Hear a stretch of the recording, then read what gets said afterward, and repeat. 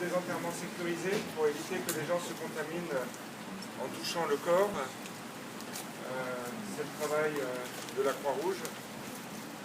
Et en troisième, il faut suivre les contacts pour s'assurer que parmi les gens qui ont été contact d'une personne malade ou d'une personne décédée d'Ebola, dès qu'elle tombe malade, on puisse la récupérer, la soigner et protéger sa communauté de la contamination.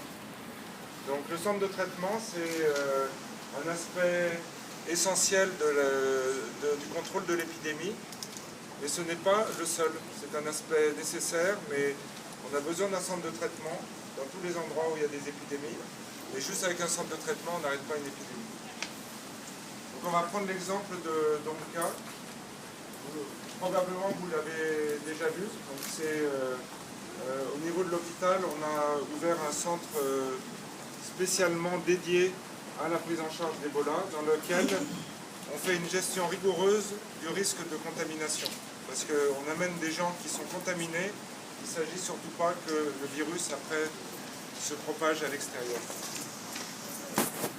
Donc en fait on travaille avec deux zones bien identifiées. Il y a une zone qu'on appelle bas risque, où vont se retrouver le personnel soignant quand il ne travaille pas avec les malades, où on va avoir éventuellement les médicaments qui vont être là, où il va y avoir des réunions, et ce qu'on appelle la zone à haut risque, c'est-à-dire la zone où les patients sont admis. Et dans la zone à haut risque, on a une zone qui est uniquement pour les patients suspects, qui viennent d'arriver, dont on n'a pas encore confirmation de leur état, s'ils ont Ebola ou pas. Donc le temps où ils sont, on attend la réponse du laboratoire, on les met en zone à bas risque. Ils ne sont pas en contact avec les patients confirmés. Comme ça, ils ne sont pas à risque d'être contaminés par d'autres patients. Du moment où la personne est confirmée par laboratoire, si c'est positif, on la bouge sur la zone à haut risque. Si c'est négatif, on lui demande de rentrer à la maison ou alors de se faire soigner de la malaria dans un centre de santé, si c'est pour ça que la personne est là. En fait, c'est extrêmement compliqué de gérer un centre de traitement parce que justement, on ne veut pas que le virus y circule. Donc il y a un circuit du patient qui est très strict. Le patient ne peut aller que dans un seul sens. Donc c'est un petit peu ce qui est expliqué ici. Le patient arrive au triage. Ici, il rencontre un médecin qui va identifier si c'est une personne qui est suspecte d'Ebola ou pas. Si elle est suspecte d'Ebola, elle va arriver dans la zone des suspects. Elle va rester ici normalement une demi-journée, le temps d'avoir le résultat du test. Si le test est négatif, elle ressort. Si le test est positif, elle rentre dans la zone des confirmés. Dans la zone des confirmés, elle va recevoir les soins et les traitements jusqu'à ce que la personne soit guérie. Et dans ce cas-là, elle sort. Soit elle décède. Et dans ce cas-là, on l'emmène à la morgue. On prépare le corps pour qu'il ne soit pas contagieux. Et on le remet à la Croix-Rouge pour qu'ils organisent avec la famille l'enterrement de la personne. Il faut savoir, je n'ai pas amené ici, mais il y a aussi un circuit très strict pour le personnel soignant et pour le personnel hygiénique. Les gens n'ont jamais le droit de revenir en arrière pour éviter d'amener le virus d'une zone contaminée à une zone non contaminée.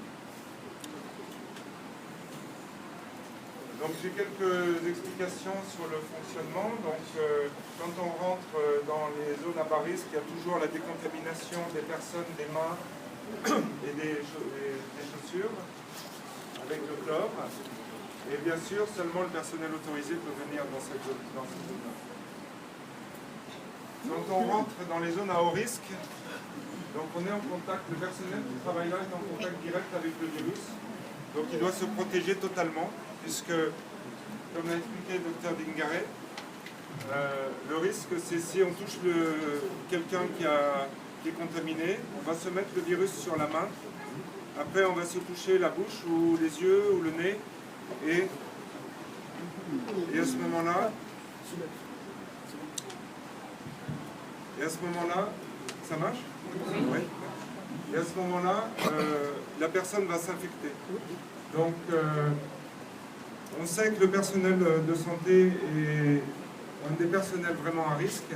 Si on veut pouvoir soigner les gens, il faut surtout que le personnel de santé ne se contamine pas. Avec MSF, voilà, ça fait plusieurs mois qu'on travaille sur l'épidémie. On n'a pas de cas de contamination au sein du centre de traitement, et heureusement, parce que sinon je pense qu'on aurait beaucoup de mal à trouver des gens pour venir travailler avec nous.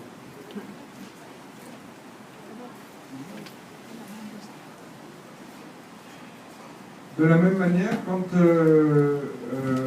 on sort de la zone à haut risque, il est très important de ne pas amener le virus à l'extérieur. Donc il y a des protocoles extrêmement stricts, d'une part de déshabillage, pour que la personne ne se contamine pas elle-même en se déshabillant. D'autre part, pour ne pas amener le virus à l'extérieur, on décontamine l'ensemble des vêtements ou on les brûle pour les parties de vêtements qui sont les plus à risque d'être en contact du virus.